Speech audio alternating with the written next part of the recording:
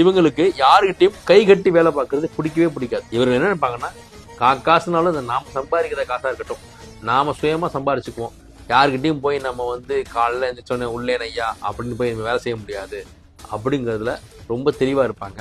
பெரும்பாலும் பார்த்தீங்கன்னா இந்த கும்பத்துல சூரியன் உள்ளவங்க பெட்டிக்கடையா நான் வச்சுக்கிறேன்ப்பா அப்படிங்கிறதுல இருப்பாங்க. அதையும் தாண்டி அவங்க ஒரு நிறுவனத்திலேயோ ஒரு அரசு அலுவலகத்திலேயோ வேலை பார்க்கணும் அப்படின்னா இவங்க எப்படி இருப்பாங்கன்னா, அந்த மேலதிகாரியவே இவங்க தன் பேச்சை கேட்கற மாதிரி ஆக்கிடுவாங்க. இவங்க தன்னுடைய வேலையில கில்லியா இருப்பாங்க.